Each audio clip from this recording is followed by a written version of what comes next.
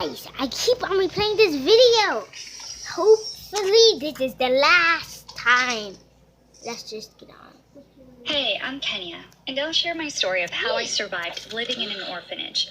But first, make sure to like this video and hit subscribe. If you do it, the fairy godmother will bless your life with love and money. So I've been living in the orphanage for as long as I can remember. All I know is that my mother is in jail and my dad died in a car accident. Life at the orphanage was normal, but a bit dull. All the children had one dream, which... Really guys, I really like this animation. The animation is like so realistic, and this is actually a real story. So let's just get on with the video. Which was getting adopted by a nice family. Yet when I was 10, a new manager, Mr. Johnson, took over the orphanage. And let me tell you, we could smell trouble coming just by looking at him. On his first day, he told all the kids to gather in the dining room. And when he did, he made his first announcement with...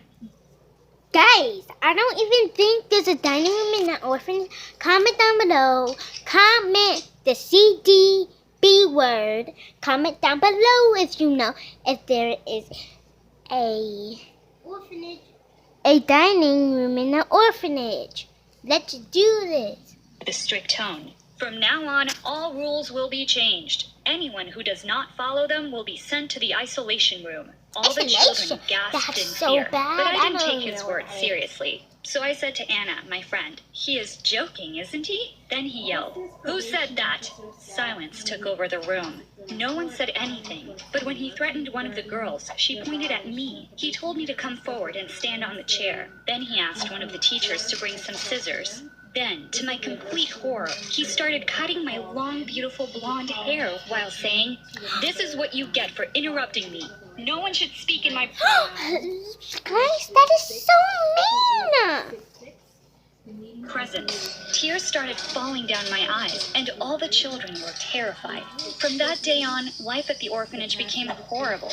We all felt like prisoners. We had to work for everything, and the only free time we got was the time we went to sleep. The only thing that made it fun was watching my crush Braxton. Braxton was so handsome and cute, but we weren't allowed to talk to each other because Mr. Johnson had a rule of no mixing between boys and girls. But one day, I opened my locker to take some clothes out. To my horror, I found Braxton there.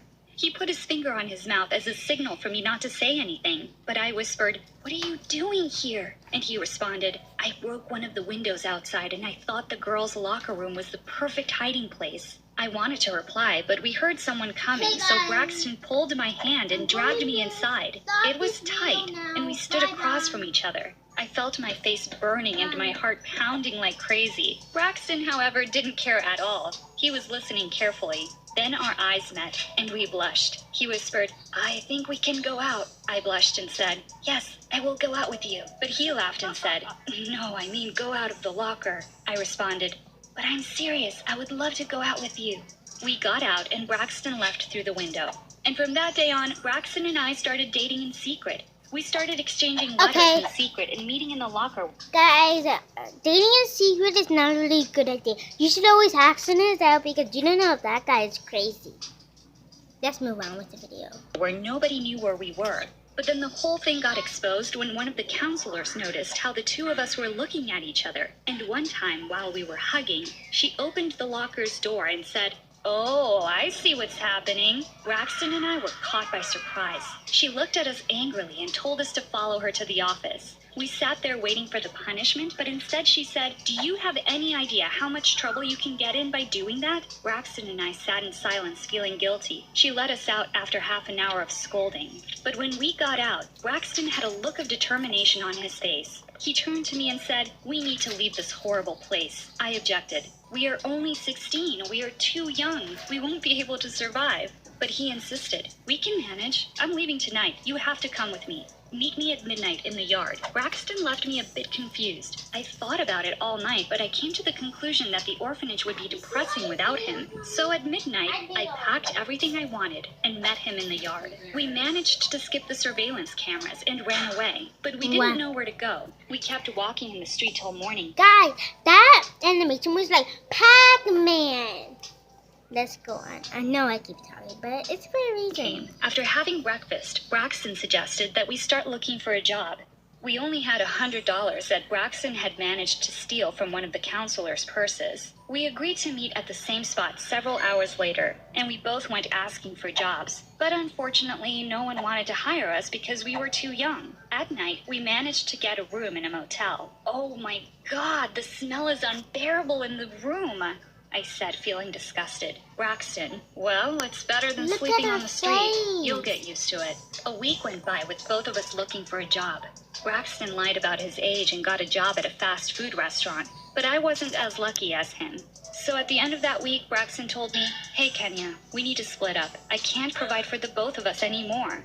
I looked at his face. Braxton was dead serious, but I was enraged. You made me run away with you, and now you want to give up that easy? What a jerk. I took my things and got out. I can't go back to the orphanage because Mr. Johnson will punish me and I have nowhere to go. I sat on the corner of the street wishing that someone would offer some help. 2 days passed, but nothing happened. I was tired and dirty. I ate only the leftovers people left on restaurant tables. I was exhausted. Then late at night, a good-looking young woman came and asked me, "What are you doing here, young lady?" I burst into tears.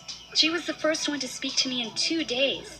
I responded, "I have no one. I'm homeless." She felt sorry for me, but then she asked, "I'm Carmen. I live on my own. I would love to have some company. Would you like to live with me?" I couldn't resist her offer. I needed help, so I immediately said yes. The woman took me to her house. She offered me some food, and I ate like a savage girl. She showed me to my room, and I slept like a baby. However, the next day over breakfast, she said, "You can't just live here for free. You have to work for it." I looked at her with a surprised look on my face, but she continued, "Don't worry, it's a cleaning business. I clean rich people's houses and get paid for it. I'll pay you, of course." The whole thing looked tempting. I'll work and get some money. It doesn't seem so bad. But that's not what happened. On our first cleaning day, we went to this magnificent mansion.